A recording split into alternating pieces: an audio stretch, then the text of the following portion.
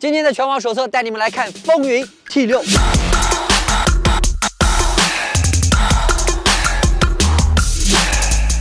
好，那第一个环节，我们先来看看这台风云 T6它的加速性能到底怎么样啊？首先呢，在动力的硬件参数方面啊，其实这台车它的配置和我们之前开的风云 A8可以说是一模一样，都是一台150多千瓦的电机，然后搭配一台115千瓦的发动机，可以并联，也可以电机来单独驱动。做年买测试的话呢，其实起步的时候还有中段都是电机来负责的，然后中后段呢，我们要看一看它的动力发动机和电机衔接的怎么样。好，我们先调到运动模式，那80%左右的电量啊，我看看能不能跑进8秒内。如果能跑进8秒内，我觉得就已经很不错了。好，准备启动力。哇，脑胎了，80左右发动机介入。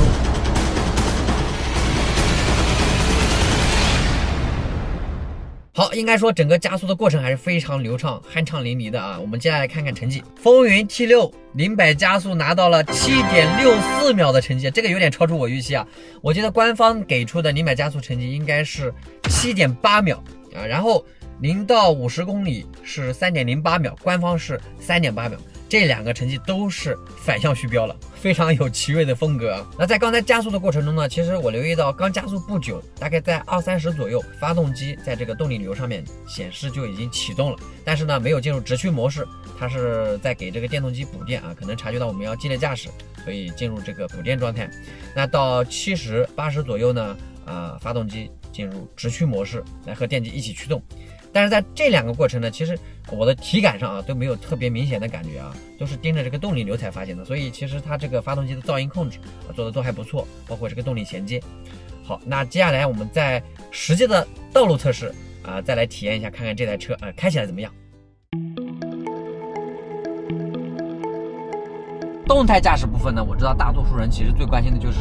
这台车开起来跟不跟脚开起来舒不舒服。那首先在大多数时候，因为这是一台单档的混合动力车，所以其实更像是一台电动车。那唯一不同的是，如果你是像在亏电状态下，它的发动机需要去给电池发电，我觉得它的整个的噪音处理还是不错的没有那种很明显的那种发动机的那种嘶吼声。现在还有一点就是我比较关心的，就是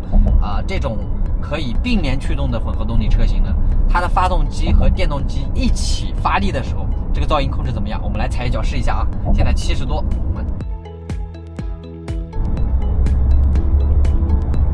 我发现其实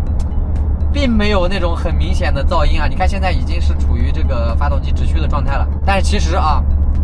我的耳朵和我的身体都没有明显的那种噪音和震动传递进来，这个处理我觉得就很棒啊。另外呢，这台车作为一台 SUV 家用的 SUV， 它的整个底盘的这个操控性能怎么样在加了电池在底盘之后，这个操控性能相比我们燃油的 SUV 有没有提升？让我们感受一下啊。现在我们把时速提到80，然后紧急变线一下。好，我感觉整个车身的跟随性包括指向性表现还是不错的因为我现在是调到节能模式，所以整个转向手感是偏舒适的，但是整个车身在我紧急变线的时候，它整个的跟随的表现还是不错的。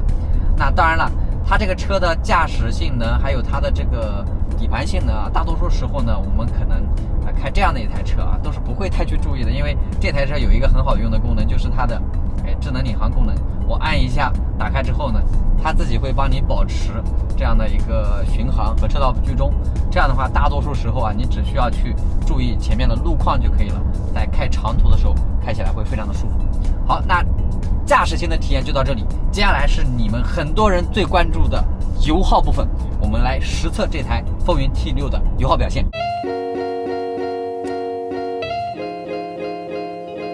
好，那现在这台风云 T6 了，我们已经把它的油箱加满，而且电池也是充到了100%。那接下来呢，首先我想进行它的纯电续航的实测。我们把小径里程给它清零，然后调节到 EV 加模式。那这个 EV 加模式可以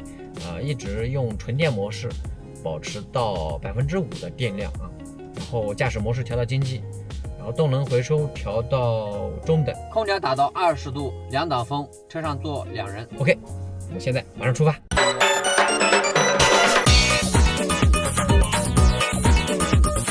好，那刚刚呢，我们这台风云 T6啊，已经跑到了只剩下30%的电量了。因为低于30%呢，就要低于它的这个强制保电的最低值了，所以我们现在就停下来算一算啊。现在小径里程呢已经跑了87.4公里。哎，我们来算一下啊，70%的电量，87.4除以0.7，124.9公里。那这台车呢，官方标的 CLTC 的纯电续航是在120公里。WLTC 呢是93公里，实际上我们在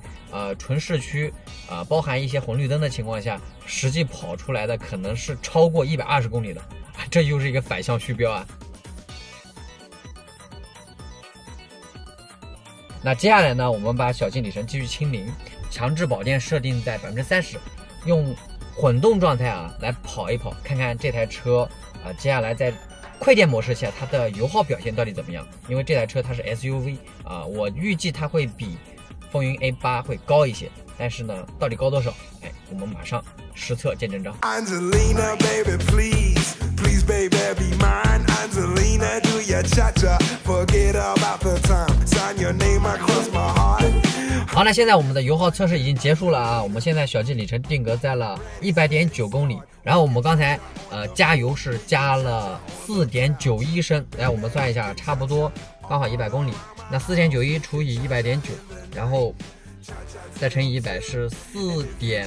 4.866，也就是4.87升啊。我们今天全程呢基本上是60公里的高速，再加上30多公里的城区，应该说这个还是比较符合我们这个混动的这个极限的路况的啊。因为混动其实更适合跑城区，高速呢其实油耗是偏高的，但是我们今天实际上整个油耗下来比官方的这快电油耗还要低，再次印证了那啥4个字打在公屏上，反向虚标，对不对？那其实我这次开到这台风云 T6 呢，除了我最想了解的加速还有油耗之外，这台车它的车机系统也是吸引了我的注意力啊。因为我一坐进来我就发现这个仪表盘啊尺寸非常大，也是非常的清楚。然后呢，前面是一个这个价位不多见的一个尺寸也不小的 HUD 的抬头显示。那最吸引人注意的当然就是这个中控上面的14.8英寸的超大的中控屏，清晰度有点超出我的预期，目测应该是在2K 以上的这个清晰度。那这个清晰度对这个算力的要求啊，想要流畅运行算力要求应该是挺高的啊。官方介绍呢是搭载了8155芯片，但是其实我们遇到的8155芯片的车已经很多了，有一些其实也不是特别流畅它的车机。那这台车怎么样啊？其实我刚才已经摸底了一下，先给大家说个结论。那如果你会用智能手机或者是平板这套车机系统上手无难度，非常的好用。你看啊，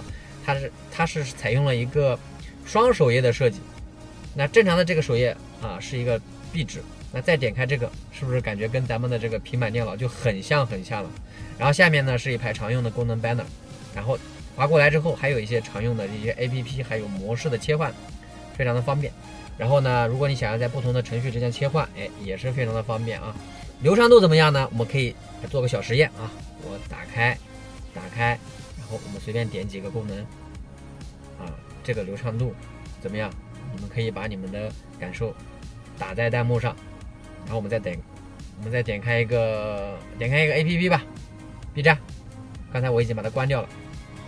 这个打开速度可能因为网络的原因，它这个显示的要稍微等一下，但是你看我滑到这儿还是非常的流畅，说明它的这个内存应该是做的比较大我问大家一个问题，这个响应速度我觉得在我用过的车机里面算是非常快的了。另外它的软件丰富度除了一些常用的一些，比如说音乐地图还有图库你像这个苹果的还有华为的映射，还有就是B 站、爱奇艺这些影视作品，还有你像一些常用的这些功能之外，我还看到它有微信的小程序。这个微信小程序有点意思因为我们现在很多的功能其实要通过微信小程序，它通过这样的一个接口给你接进来之后呢，你在手机上的这个微信的小程序的一些功能就可以无缝的切换到车机上了。所以呢，这样的一台车机我觉得在它的应用性啊、界面啊，还有这个流畅度方面啊，我在之前的奇瑞车上都没有见到过，应该是一套专门针对风云 T6定制的系统。哎，这样一来呢，这一台车啊，它其实就不仅仅是混动系统啊，它的加速和是油耗了，它的整个智能化其实也是非常吸引咱们年轻消费者的，你们说呢？那这次的体验下来呢，这台风云 T6啊，不管是它的加速还是油耗，都是做到了奇瑞标志性的反向虚标，让我非常有惊喜啊。另外呢，它的智能化，包括智能驾驶辅助系统，还有智能车机，哎，我觉得都是让我非常的有好感。所以呢，这样的一台风云 T6，你们觉得卖多少钱会成为爆款呢？留言或者弹幕告诉我。那这次的试驾就到这里了，我们下期见。有趣有料，欢迎关注汽车天涯。